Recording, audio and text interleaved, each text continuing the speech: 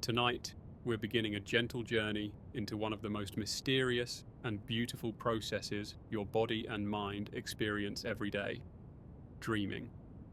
As you settle in, maybe lying back beneath your covers, listening with eyes closed or gently half open, I want to invite you to join the conversation in the calmest way possible.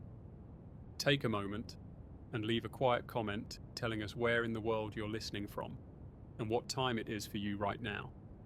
Whether it's dusk, midnight, or early morning, we're connected through the soft rhythm of science, drifting gently toward deeper understanding. So now, let's begin. Every night, whether you're aware of it or not, your body prepares for a grand shift, a biological transformation. You don't just shut down, you move through a carefully orchestrated, deeply evolved system of changes in body temperature, brainwave patterns, hormones, and awareness. And all of this prepares you not just for rest, but for something far more mysterious: the dream world. Let's begin with what happens first. When you lie down to sleep, your body begins lowering its core temperature. Your muscles gradually relax, your heartbeat slows, breathing becomes more regular. Your brain, which has been buzzing all day with thoughts, decision-making, and external stimuli, begins to shift gears.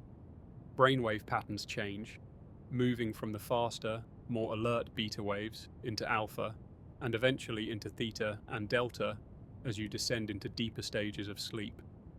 This descent isn't sudden, it's structured into sleep cycles, which repeat throughout the night.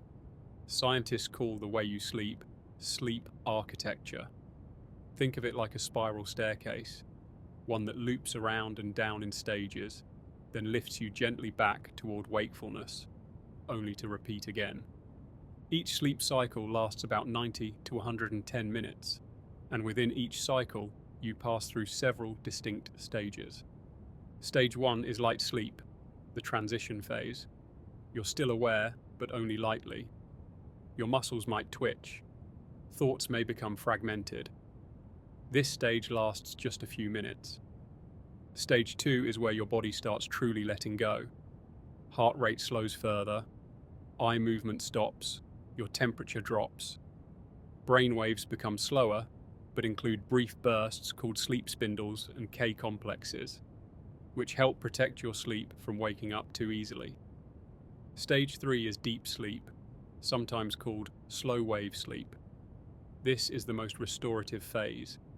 Blood pressure drops, muscles relax deeply, and your brain produces delta waves, the slowest type of brainwave. This stage is essential for physical healing, immune function, and memory consolidation. Then comes REM sleep, rapid eye movement.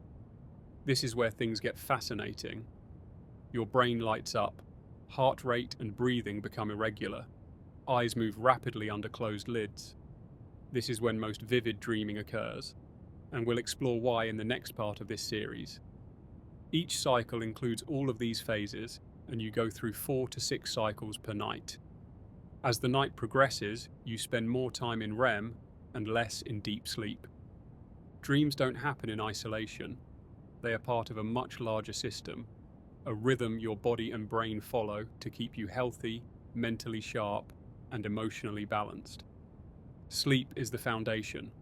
During the night, the body and mind work in harmony. While your muscles rest, your brain is far from inactive. It's sorting information, strengthening neural connections, and even cleaning itself, literally.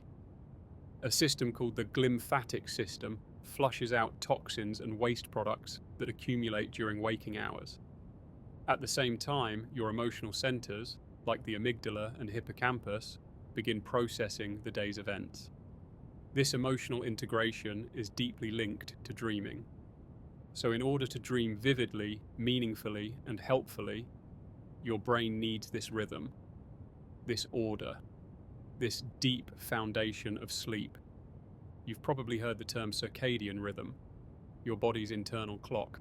But did you know it's set by a tiny structure in your brain called the suprachiasmatic nucleus, located in the hypothalamus? This cluster of about 20,000 neurons is sensitive to light, especially the blue wavelengths from the sun. or from modern screens. As daylight fades, your brain produces melatonin, a hormone that makes you sleepy. Your circadian rhythm controls when you feel tired, when you naturally wake up, when hormones like cortisol or growth hormone are released, and even your core body temperature. If your circadian rhythm is misaligned, say from jet lag or too much late-night screen time, your dream patterns may become distorted or less vivid. Dreams, after all, are tied to REM cycles, and those depend on your circadian stability. Even though your body is deeply relaxed during sleep, your brain becomes a kind of theatre, a projector playing internal films made from memories, emotions, and symbols. During REM sleep, which we'll explore more deeply in the next section, your brain shows activity similar to when you're awake, but the activity is different in where it lights up. The visual cortex is active, which is why dreams often feel visually rich. The amygdala, responsible for processing emotion, is highly active. The prefrontal cortex, which handles logic and decision-making, is less active. That's why dreams can be irrational or surreal, but still feel real. It's as if your brain is painting stories, combining memory fragments, emotional tones, and sensory experiences, without the strict filter of rational thought. This is the biological setting where dreams emerge. Researchers use tools like EEG and fMRI to watch the sleeping brain in action. These studies have revealed how dynamic and busy the brain is during sleep. Far from passive, it's sorting, connecting, and sometimes creating entirely new associations. When you dream, your mind isn't just reviewing the past, it may be rehearsing possible futures, solving emotional puzzles, or simply expressing itself through symbolic imagery. And while we're just beginning to understand the complexity of this dream-making process, it's clear that you are never really doing nothing when you sleep. So now, as we near the end of this first part of our journey, take a moment to feel what your own body is doing. Notice how your breath has softened, notice how your muscles feel a little heavier, and your mind perhaps a little more open.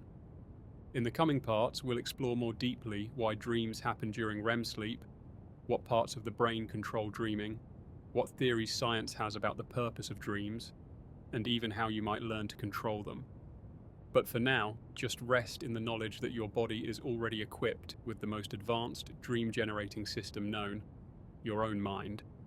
It knows what to do, it knows how to take care of you, and it knows how to dream. If you're still awake, leave a comment telling us where you're listening from and what time it is there. We love knowing who's out there drifting with us beneath the stars of science. REM sleep is one of the most mysterious and magical parts of the sleep cycle. It doesn't happen right away.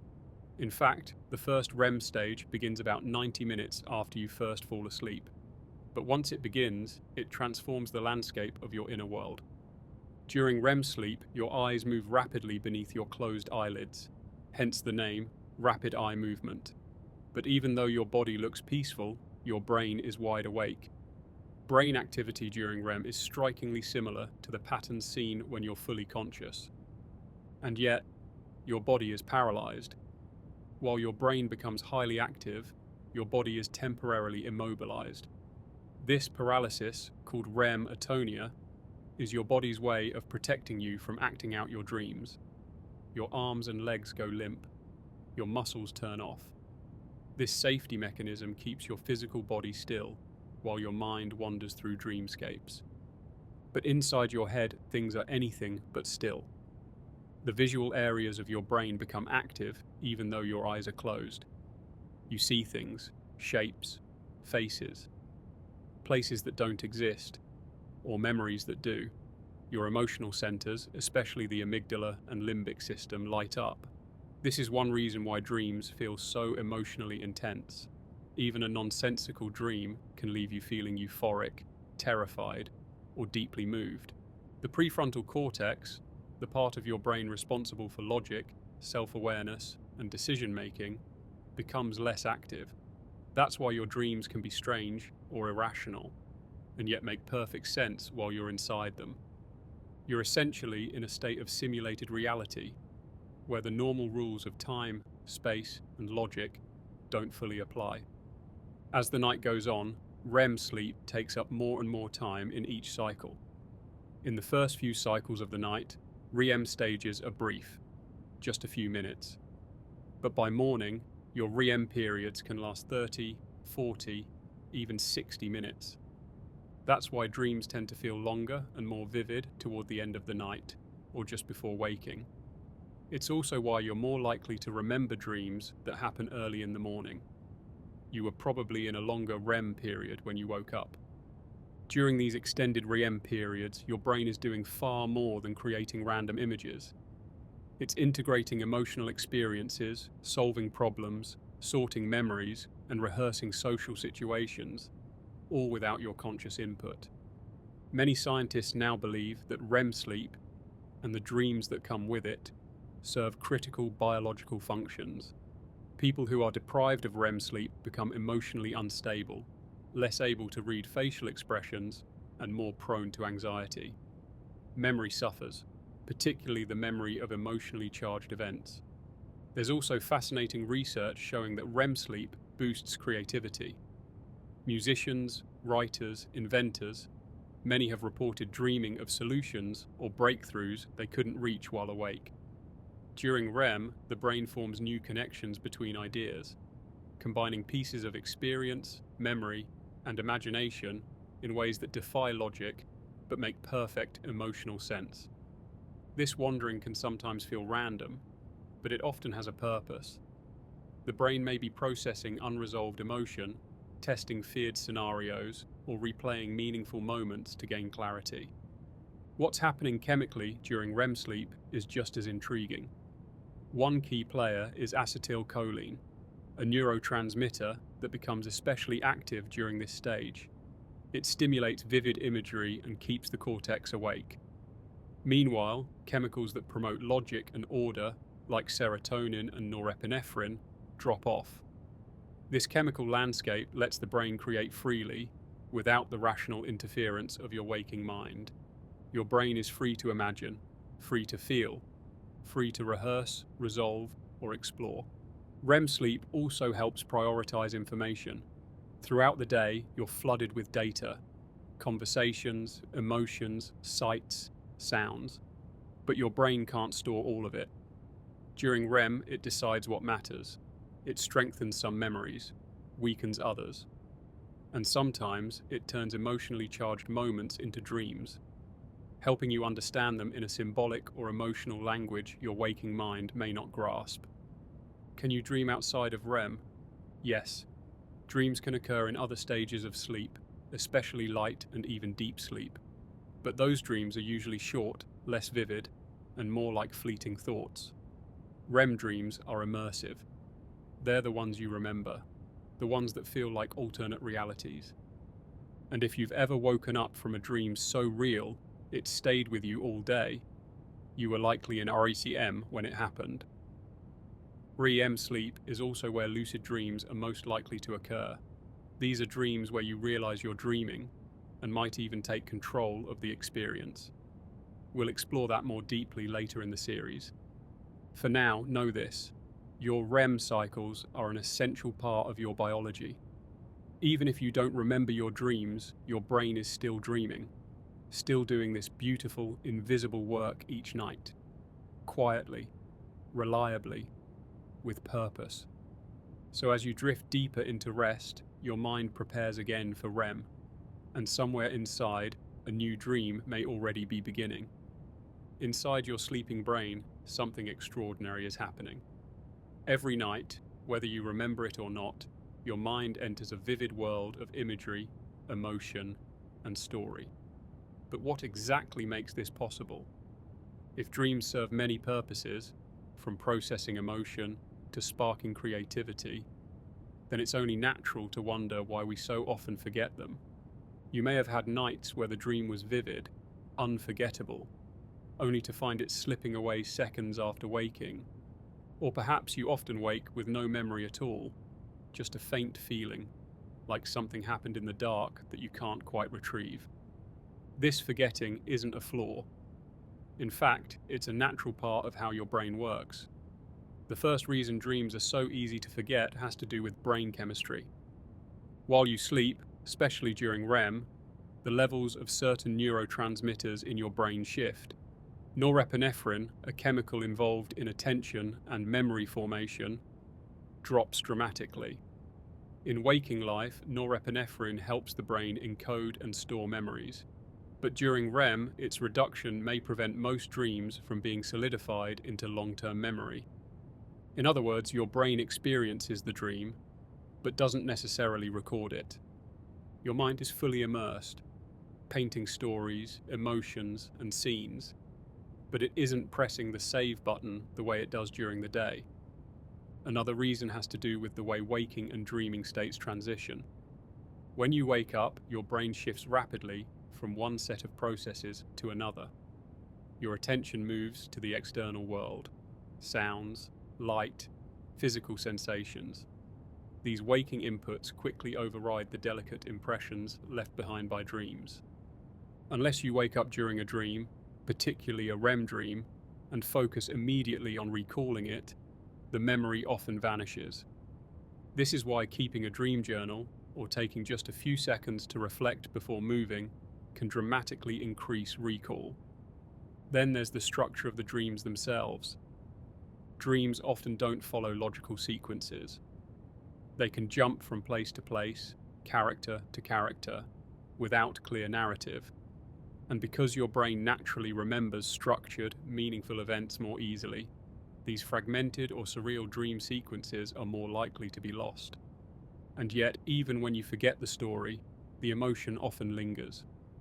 You may not recall what happened, but you wake up feeling something. Calm, anxious, curious, moved. That's because emotional memory is processed in a different part of the brain, one that sometimes holds on to the feeling, even when the plot slips away. There's also an interesting paradox. Some people remember dreams more often than others. Research shows that people who tend to wake up more frequently during the night, even briefly, are more likely to recall dreams. That's because the act of waking interrupts the dream process, creating a window where the memory can transfer into short-term recall. People who sleep more deeply or continuously may dream just as much, but recall far less. There are also personality factors. People who are introspective, creative, or more emotionally attuned often remember more dreams. But even then, memory can vary from night to night. It's also worth mentioning the idea of dream recall training. If you want to remember more dreams, you can. By setting an intention before sleep, telling yourself you will remember, you're priming your brain to pay attention.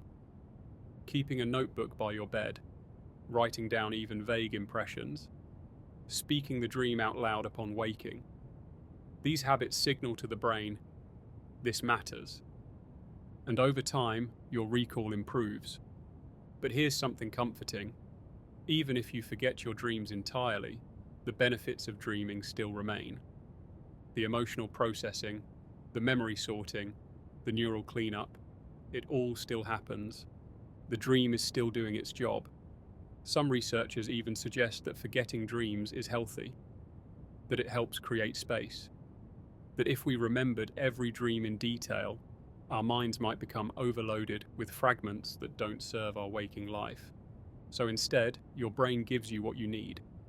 Sometimes an image, sometimes a feeling, sometimes a story, and sometimes nothing at all. It trusts itself to do the work. There's also the fascinating fact that not all dreams are equal. Some are emotionally neutral, some are symbolic, and some are so powerful, so archetypal, that they seem to imprint on the soul. These are the dreams you remember for years. Psychologists call them big dreams, the kind that change you, the kind that wake you up with clarity or questions. These are rare, and they don't always arrive when you ask. But when they do, you feel it.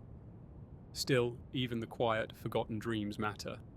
Even the fragments, even the blank space.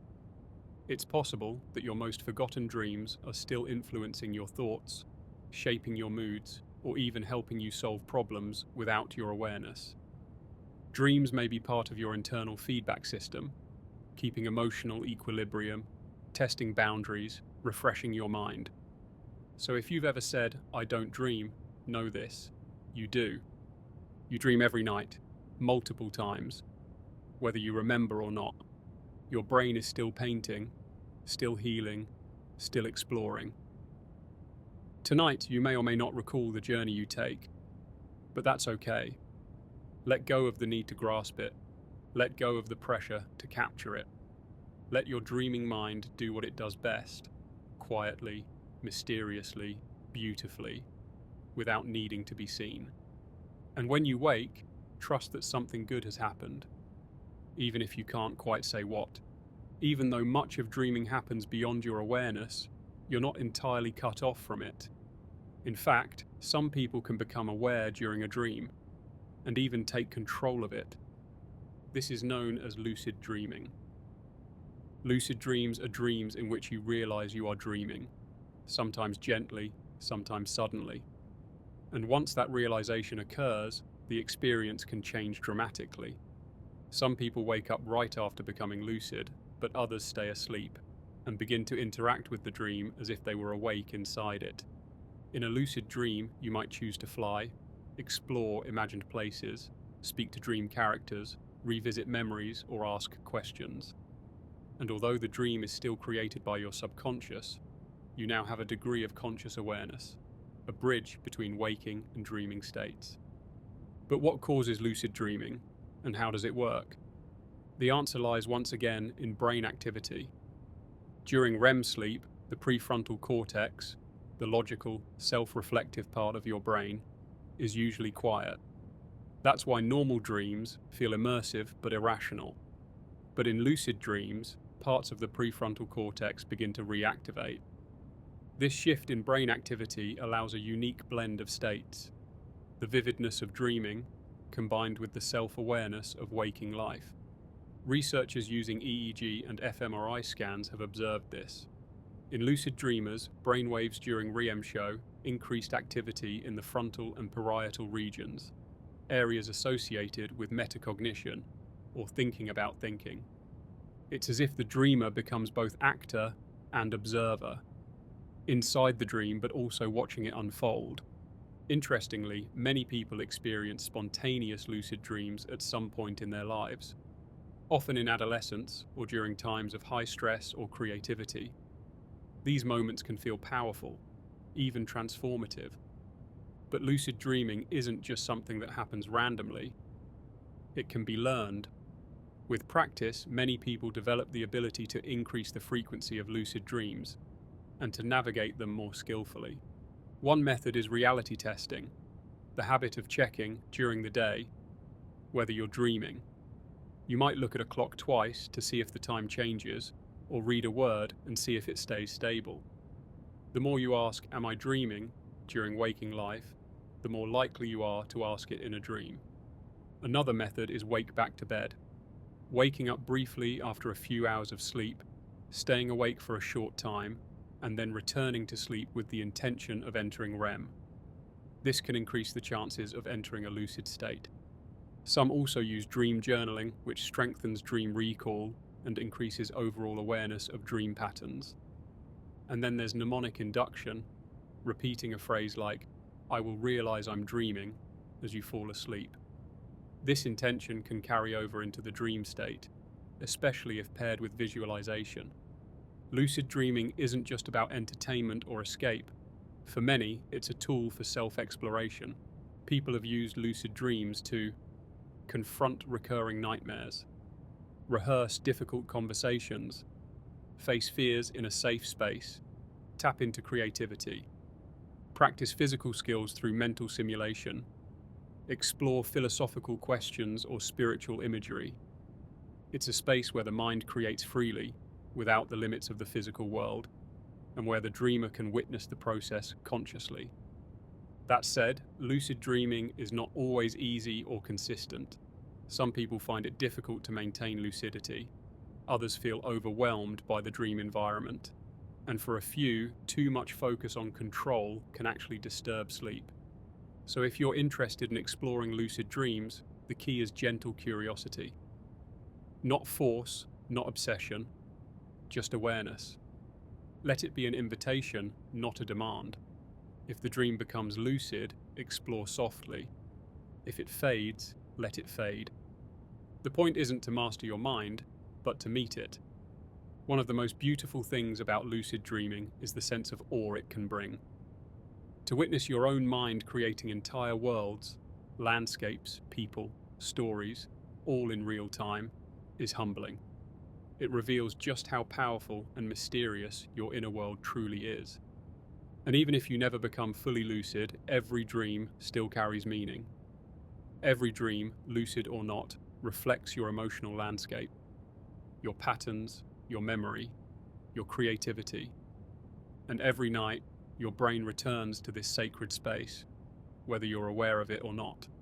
So as you drift tonight, you might notice a moment where the dream feels clearer than usual, where a question arises, where you say softly to yourself, "This might be a dream." If that moment comes, let it be gentle. Let it guide you. And if not, let the dream carry you anyway. Trust your mind to take you where you need to go. While some dreams are fleeting or abstract, others leave behind deep emotional impressions. They stir feelings that linger long after waking, even if the storyline is lost. These emotional dreams often hold special significance because dreaming and emotion are deeply intertwined. To understand this connection, we return again to the limbic system, the emotional core of your brain. During REM sleep, regions like the amygdala, hippocampus, and anterior cingulate cortex become highly active. These areas help process fear, attachment, memory, and mood, which is why dreams can feel so emotionally charged, even without a clear narrative. In waking life, you suppress certain feelings to stay focused or socially balanced. But in dreams, there's no filter. Emotions rise to the surface, raw, intense, and often symbolic. You might not dream about a stressful meeting, but you might dream about being lost. You might not dream about a loved one you miss, but instead find yourself wandering through a familiar house, looking for something you can't find. Dreams translate emotions into metaphors. These emotional symbols aren't random. They're how your brain expresses things that can't always be spoken, feelings that are too subtle or complex for words. And because the prefrontal cortex is less active during dreaming, your critical mind doesn't interrupt. The story unfolds freely. Even if the dream feels strange, its emotional message can be deeply personal. Research shows that dreams often help with emotional regulation. When you replay emotional memories during REM, your brain can soften their intensity, taking the sharp edge off of painful or overwhelming experiences. This may explain why you sometimes wake up with a clearer perspective or a lighter heart, even after dreaming about something difficult. In essence, the dream acts like an internal therapist, helping you feel what you couldn't feel during the day and gently processing it in the background. There's also evidence that people going through major life changes or emotional upheaval tend to dream more vividly. This includes grieving, moving, starting a new chapter, or recovering from trauma. The dreams may be confusing or intense, but they're part of your brain's effort to adapt, to integrate, and to heal. Some people report recurring emotional dreams, like being chased, falling, losing something important, or trying to speak but not being heard. These themes often reflect unresolved feelings or deep fears. They're not predictions, but reflections, invitations to explore what might be stirring beneath the surface. And then there are the dreams that bring peace. You may have had dreams where someone you've lost appears, not in a dramatic way, but softly. They might smile, say something simple, or just be there. These dreams are deeply emotional, and while science can't fully explain them, they may serve a powerful function, offering a form of closure or continuing connection. Psychologists call them visitation dreams, not because someone is literally visiting, but because the subconscious is offering comfort in the form of presence. These dreams often feel more vivid and clear than others. They don't always follow normal dream logic, and they tend to leave the dreamer with a sense of calm, not confusion. On the other end of the spectrum, we have nightmares, emotionally intense dreams that generate fear, anxiety, or helplessness. Nightmares often occur during REM sleep, just like other dreams, but they activate the amygdala more strongly, the part of the brain responsible for fear responses. While unpleasant, nightmares can serve a purpose. They may be the brain's way of signaling unresolved trauma, stress, or emotional conflict. For some, they're connected to recent life events. For others, they're linked to past experiences that haven't been fully processed. It's important to note that not all nightmares are harmful. In many cases, they are the brain's attempt to cope, to bring fear into the open, to simulate challenge, and eventually to reduce its power. However, for some people, especially those with PTSD, nightmares can be persistent and distressing. In such cases, therapies like imagery rehearsal, lucid dreaming techniques, or professional support can help transform the experience and reduce its intensity. What matters is this: emotional dreams, whether comforting or disturbing, are not meaningless.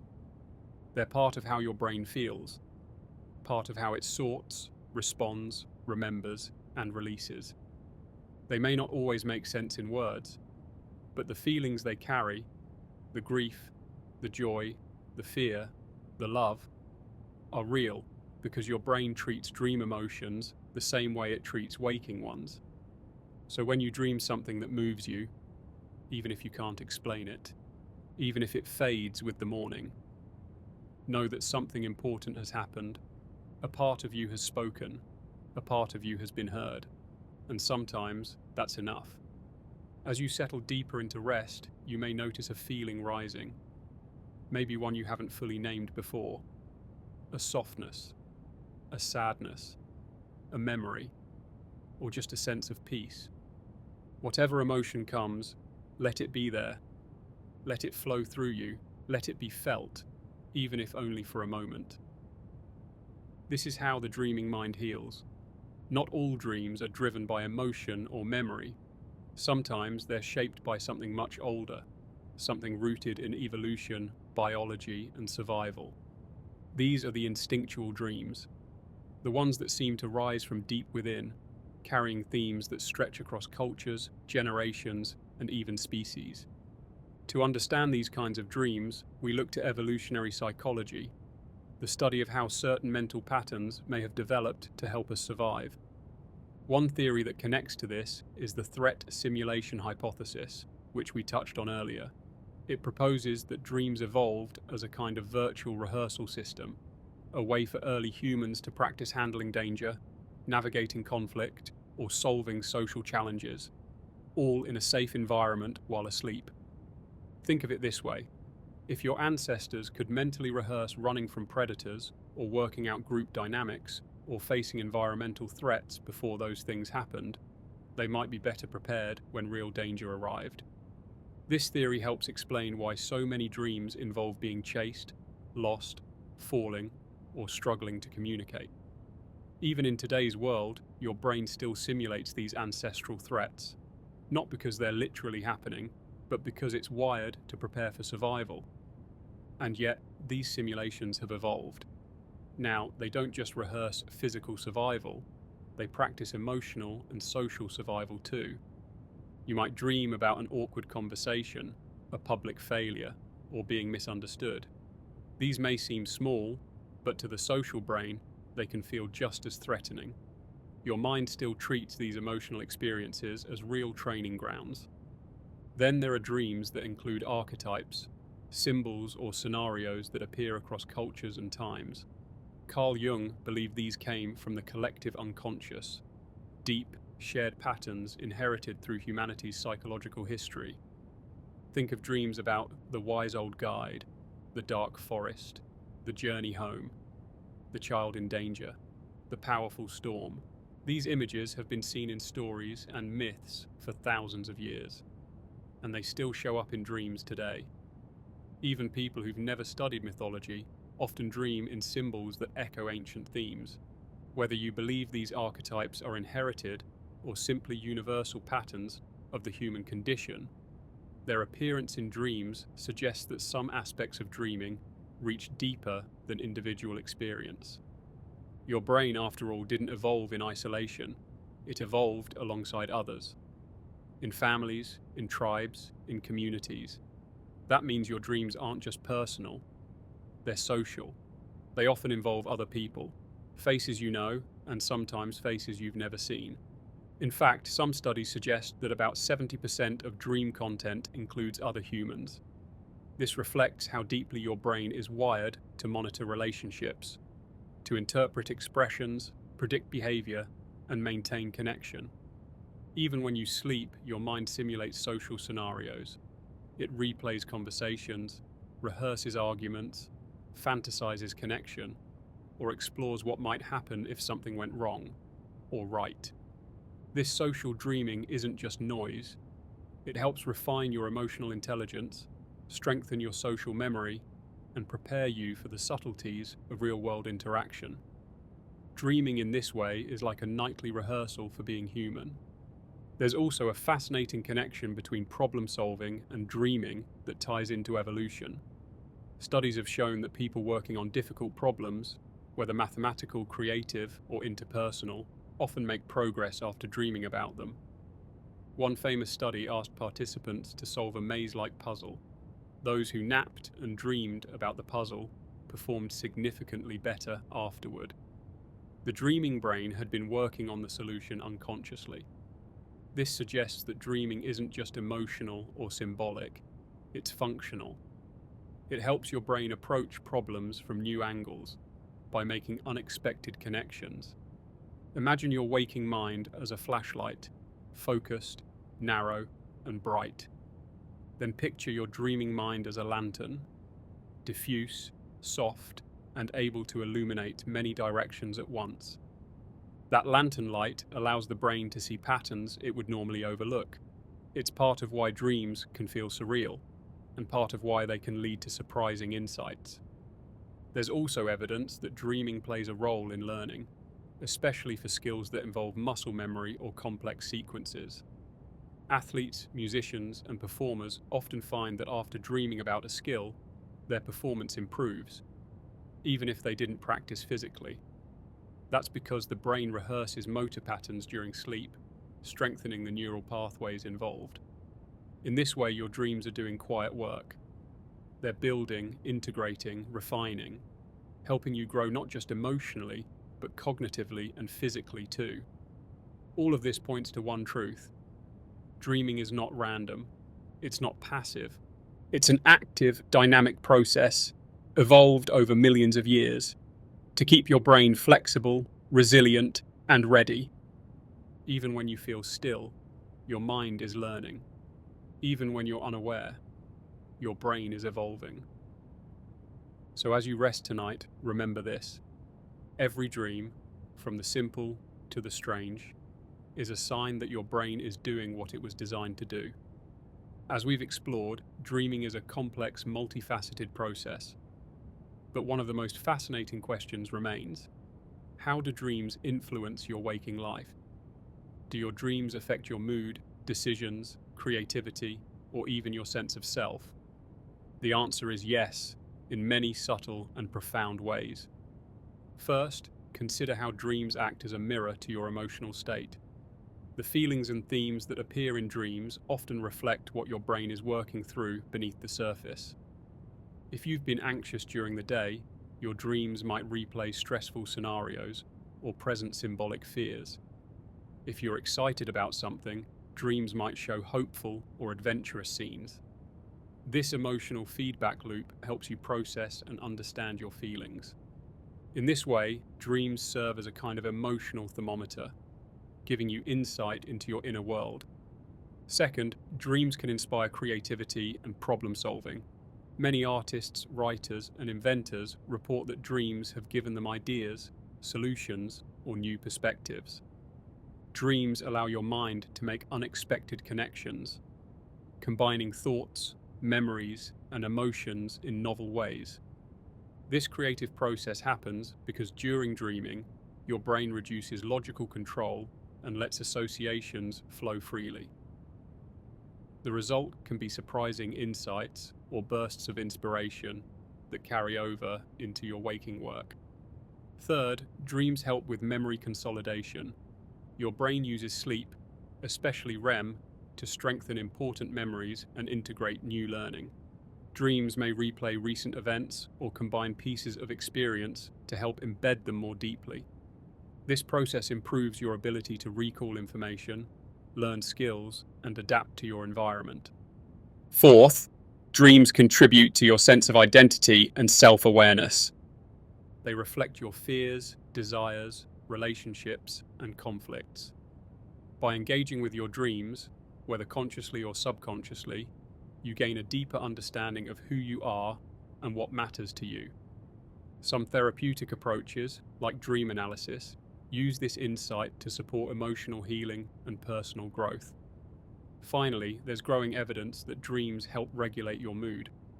People deprived of REM sleep often experience increased irritability, anxiety, and emotional instability. Dreaming provides a nightly emotional reset, helping balance your feelings and prepare you for the day ahead. Even nightmares, while distressing, may play a role in processing trauma or stress. It's important to note that while many dreams influence waking life, not every dream will have obvious meaning or impact. Some are simply the brain's way of maintaining neural health or clearing out unneeded information. But when you pay attention, when you become curious about your dreams, you open a door to self-understanding, creativity, and emotional balance. Here are a few gentle ways to connect with your dreams. Keep a dream journal by your bedside. Write down any fragments or feelings you recall upon waking, even if they seem small or unclear. Before sleep, set a soft intention to remember or notice your dreams. Practice mindfulness during the day. Increased awareness in waking life often leads to clearer dream recall. Explore your dreams with kindness without forcing interpretation. Remember, dreams are a natural part of your brain's rhythm, a bridge between unconscious and conscious, night and day, inner and outer worlds. They offer you messages, insights, and sometimes just quiet reflection. As you prepare for rest tonight, consider the possibility that your dreams are working gently in the background, shaping your thoughts, feelings, and creativity, even as you sleep. As we come to the end of our journey through dreams, it's natural to wonder what all this means for you, for your nights and your days. Dreams are deeply personal, yet universal. They are stories your brain tells itself. They are emotional journeys, creative workshops, and silent healers. Most importantly, dreams connect you with yourself in a way that waking life rarely can. They invite you to explore emotions, fears, hopes, and memories that are tucked beneath the surface. They offer a space to practice, to imagine, and to rest. While science has uncovered so much about how and why dreams happen, many mysteries remain. The very mystery that makes dreaming magical. You may never fully understand every dream you have, and that's okay. Instead, let yourself rest in the knowing that your brain is always working for you, that it is always creating, healing, and evolving. As you fall asleep tonight, imagine your mind as a vast, quiet ocean, sometimes still, sometimes rippling with gentle waves of imagery. Each dream is a wave, carrying thoughts, feelings, and memories across the surface. Some waves are calm and soothing. Others are energetic or surprising. All are part of the rhythm that sustains you. When you allow yourself to surrender to this rhythm, without judgment, without effort, you open to deeper rest. You give your mind permission to do what it does best. And when you awaken, you carry the echoes of that journey with you. Subtle insights, refreshed emotions, and the quiet sense of having traveled far while staying safe. Thank you for joining me tonight here on Soft Science. If you'd like, please share in the comments where you're watching from and what time it is for you right now. It's a beautiful reminder that no matter where we are, we all share the experience of dreaming. Sleep well, dream deeply, and know that your mind is a wondrous place, always working quietly to support you. Good night.